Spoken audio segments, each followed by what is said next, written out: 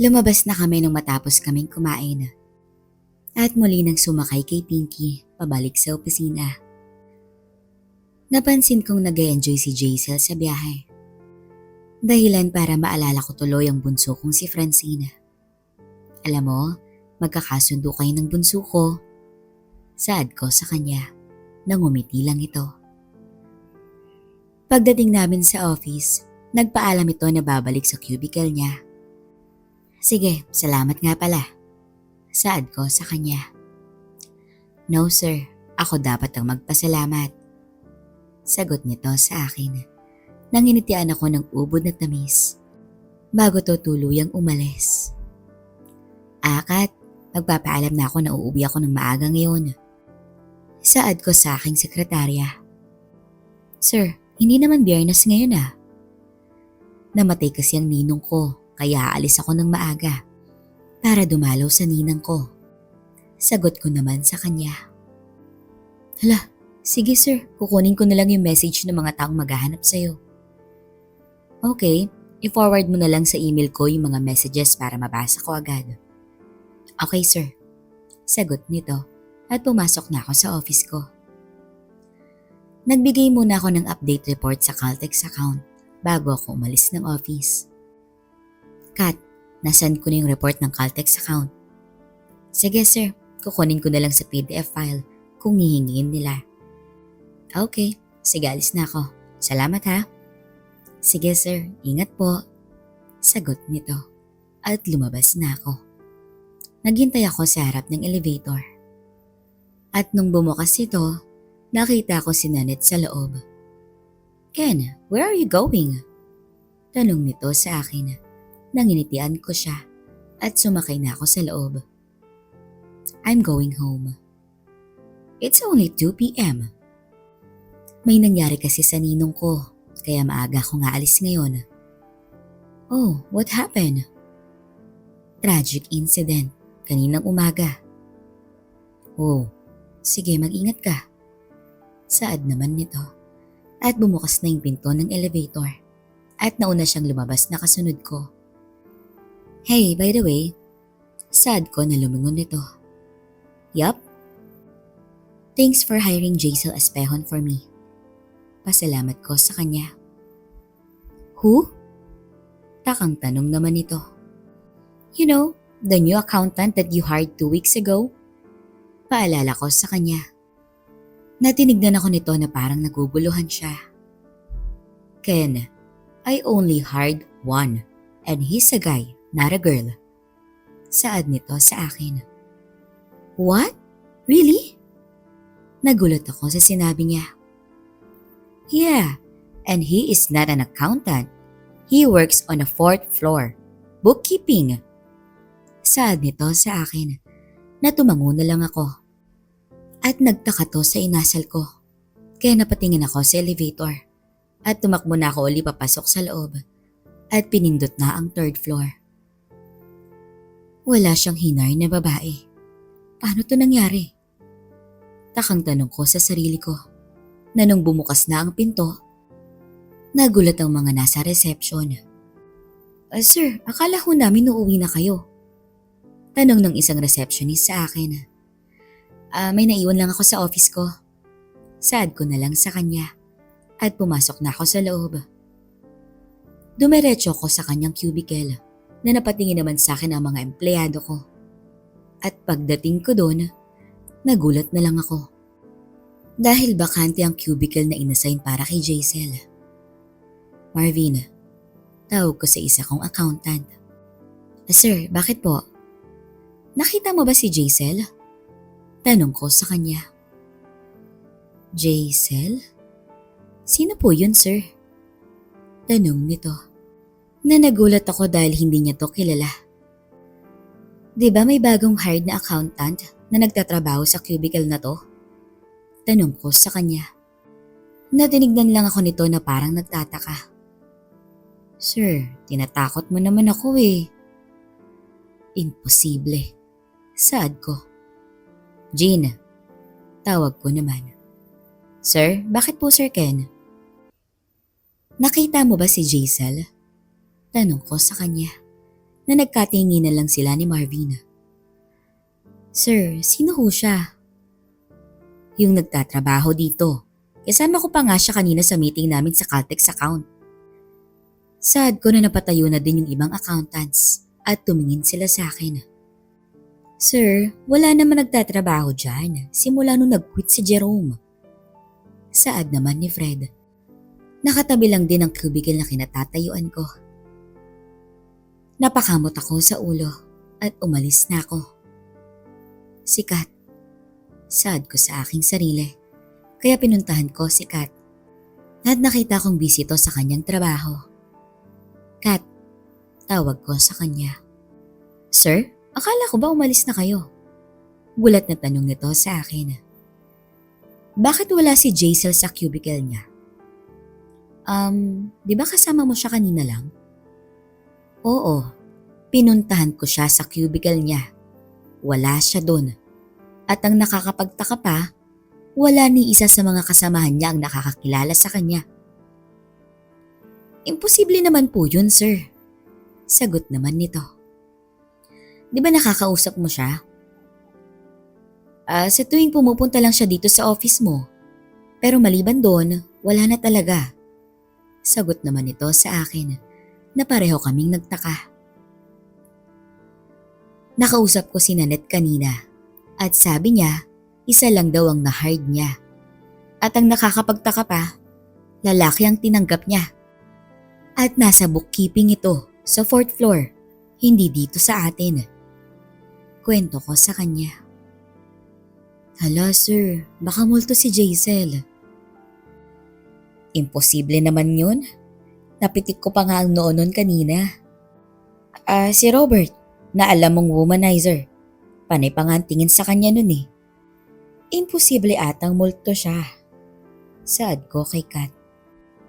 Ganun ba sir? Sa tuwing pumupunta lang siya dito sa office mo, dun ko lang po siya nakakausap. Hindi ko nga nakikitang kumakain sa lunchroom yun eh, o sa malaking cafeteria sa ground floor. Saad nito sa akin. Na napaisip tuloy ako sa misteryosong pagkawala bigla ni Jaisal. Muli na akong bumaba at sumakay na sa kotse. Pero hindi pa rin maalis sa isipan ko kung sino ba talaga si Jaisal. Maya-maya ay tumunog ang phone ko at nakita kong tumawag si Papa. Hello pa. Anak, asan ka na? Pauwi na ako pa. Paalam ko sa kanya. Mabuti naman. O sige, hihintayin kita ha, para sabay na tayong pumunta sa ninang mo. Sige pa, kita tayo mamaya. Saad ko. At binaba na nito ang telepono. At umalis na ako. Nasa traffic light na ako nung tumawag uli sa akin si Papa. Hello pa, napatawag ka? Anak, mag-ingat ka. Bakit po? Binalita sa akin ng mga tambay. May nakaparadang kotse daw sa kabilang side ng tulay. Okay pa, kaya handa ko yung armas ko. Wag anak, baka makita ka pa ng mga pulis. Tumambay ka na muna sa puntod ng lolo mo at tatawagan kita kung okay na. Sige pa, sagot ko sa kanya at binaba ko ng telepono. Boss, ito na po yung address na tinext ni Diego sa atin. Saad ni Sonny sa kanya na binuksan ng konti ni Amorosa ang bintana niya at tumingin to sa apartment. Sige, iparada mo sa kabilang kalye ang kotse para hindi nila to makita. Utos niya. Sige boss, sagot naman ni Sonny at pinarada niya na ang SUV sa sumunod na kanto at naghanda na sila ni Amorosa para puntahan ang apartment. Wala pa ba sila Dino? Tanong ni Amorosa. Parating na boss. Hintayin natin sila bago tayo pumunta doon. Saad ni Amorosa sa kanya. Maya-maya lang itumunog na ang phone ni Sonny. Boss, andito na sila. Balita nito na nakita nilang pumarada sa likuran nila ang isang itim na L300 at lumabas ang 6 na lalaki na may dalang mahabang armas. Lumabas na rin si Amorosa at isa-isang bumati sa kanya ang kanyang mga tauhan. Boss, ano pong iutos nyo? Tanong ni Dino sa kanya. Tinignan ni Amorosa ang mga tauhan niya. Dondon, Arman, Lito, Ricky. Pumwesto kayo sa likod.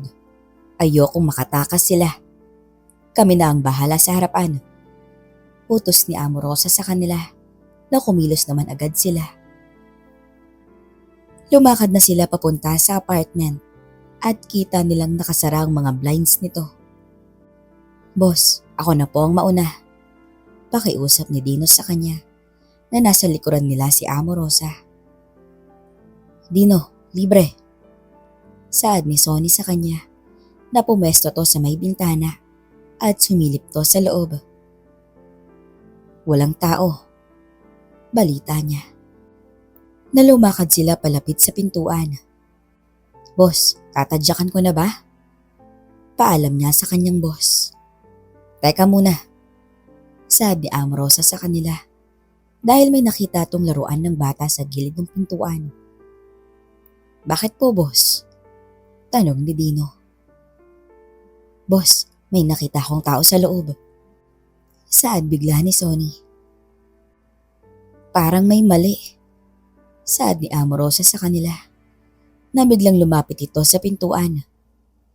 Boss, teka lang po. Pag-aalala ni Dino na hinawakan nito ang kamay ni Amorosa. Bitawan mo ako, Dino. Saad nito na agad namang bumitaw ang kanyang tauhan. Saan ba tayo pupunta? Akala ko ba babalik tayo sa mansyon? Tanong ni Carlo kay Diego. May dadaanan lang tayo. Saad ni Diego sa kanya. Nakinuha nito ang telepono at may tinawagan ito. Hello? Oo, parating na ako dyan. Saad nito sa kausap niya sa telepono at binaba niya na ito. Sino ba yung kausap mo? Basta lang. Sige, liko mo yung kotse sa susunod na kanto. Saad ni Diego sa kanya. At makalipas ang ilang minuto, ay nakarating na sila sa tinurong address ni Diego sa kanya. Bakit pa tayo nandito? Tanong ni Carlos sa kanya. Dito ka lang, ako na ang lalabas. At lumabas na ito ng sasakyan at tumawid sa kalye. Napalingon-lingon pa ito na parang sinisiguro na walang nakasunod sa kanila. Kinuha nito ang telepono niya at may tinawagan ito. Andito na ako sa labas. Buksan mo ang pinto. Saad nito at binaba niya na ang telepono. Balik kay Amorosa. Pinindot na niya ang doorbell at narinig nilang tumunog ito sa loob. Teka lang. Dinig nilang sagot sa loob ng bahay. At narinig nilang binuksan nito ang lock ng pinto at bumukas ito. Sino sila? Tanong nung matanda kay Amorosa. Na nagulat siya nung makita niya ang matanda. Ano pong kailangan nyo? Tanong nung matanda sa kanya. Ma, sino po yan? Tanong nung babaeng lumapit sa pinto. At kita ni Amorosa na buntis ito.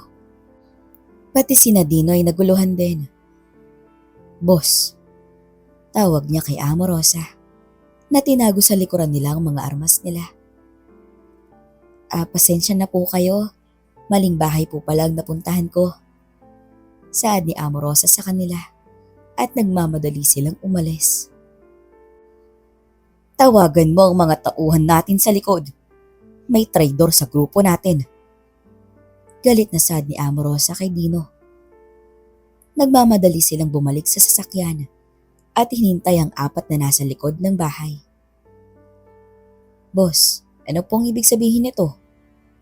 Tanong ni Dino sa kanya. Si Diego. Saad ni Amorosa na nakita nitong bumalik na ang apat. Tinawagan niya si Diego na naka-off ang telepono nito. Sa mansyon tayo. Kakausapin ko ang taong yun. Galit na saad ni Amorosa at sumakay na sila sa sasakyan nila at nagmamadaling bumalik sa mansyon. Bumukas ang pintuan sa harap ni Diego at nakita nito ang taong nagbukas. Anong kailangan mo? Tanong nung matanda sa kanya na nakita niya ang taong kausap niya kanina. Believe din ako sa tapang mo. Saad ni Diego sa kanya na napangiti ito sa sinabi niya. Kailangan eh. Sagot naman ng kanyang kausap na pinapasok na siya ng matanda sa loob. Buti nakatakas kayo. Nag-aalala tuloy ako sa inyo. Saad ni Diego sa kanya. Okay lang kami dito. Mabuting tao ang kumupkop sa amin. Saad naman ang kausap niya. Yung babae, tanong ni Diego. Nasa loob ng kwarto, nagpapahinga. Mabuti, sagot ni Diego. Na nagngitian silang dalawa at nagyakapan nito. Masaya kong ligtas ka, Alduin. Saad ni Diego sa kanya. Pasensya ka na kung nasaktan kita nung pinalo ko ang ulo mo ng baril ko. Paumanhin ni Diego sa kanya. Wala yun. Alam kong ginagawa mo lang ang tungkulin mo. Nakangiting saad ni Alduin sa kanya. Mabuti naman kung ganun. Sagot ni Diego. Sino ka ba? Tanong ni Alejandra kay Diego. Ako nga pala si Delphine, ang kapatid ni Alduin. Sagot niya. Lumabas sa sala si Karen. Nasuot pa rin ito ang maikling shorts at nakasando pa rin ito. Sino ang bisita na... Hindi niya to natuloy nang makita niya si Diego. Hello, bati ni Karen sa kanya. Nanginitian naman siya ni Diego. Kamusta ang tulog mo, Karen? Masarap. Sagot niya na lumapit siya kay Diego at niyakap niya ito. Salamat nga pala sa susing binigay mo sa akin. Saad ni Karen sa kanya. Susi? Takang tanong ni Alduin. Oo, binigyan ko siya ng duplicate para makalabas siya sa kwarto niya at para na rin makatakas ka. Sagot ni Diego. Sagot ni Diego na kapatid ni Alduin. Ang galing ah. Natutuwang saad nito. Salamat tol. Saad ni Alduin sa kapatid niya. Diba sabi ko sa'yo, ako ang bahala sa'yo. Saad nito kay Alduin. Manang, pwede bang iwan niyo na muna kami? Saad ni Karen kay Alejandra na umiling lang ito at kinuha ang bag niya at nagpaalam na ito na lumabas ng bahay. Halika, pasok tayo sa kwarto. Yaya ni Karen kay Diego. Nanginitian lang siya ni Alduin. Panalo yan, tol. Saad ni Alduin sa kanya. Talaga? Wow, mag-e-enjoy ako nito. Saad ni Diego na pumasok na silang tatlo sa loob ng kwarto at nagsara ng pinto. Hello mga loves ko, na-miss nyo ba ang shoutout? Sisimulan ko na. Unahin ko na si Sim Jun Agravante na nakikinig pa sa atin from Paunlatan, Province of Siquijor, Siquijor. Hello rin kay Paul Hayoma. Hello rin kay Marlo Pioderoda. Shoutout kay Yoto Kian TV. Kay Rudra Mohan David. Hello rin kay Jaime de la Cruz. Kay Jomar Celeste. Kay Francis Pilapil. Hello rin kay Miel Abueva. Shoutout din kay Joey Mandilag. Kay Benedict Estrella. Hello rin kay Renalyn Rivera. Kay William Casasola. Shoutout din kay Loey Mones. At lastly, hello kay Frank P. Mga loves ko, sa mga gusto pa pong magpa-shoutout, mag-comment lang po kayo sa ibaba at ilagay nyo na rin po kung taga saan po kayo para alam po natin kung saan umaabot ang ating videos. At gusto ko rin nga po palang humingi ng pasensya dahil hindi kami nakapag-upload nitong mga nakarang araw dahil po sumakit ang aking lalamunan. Babawi po ako sa inyo. Maraming salamat. Bye!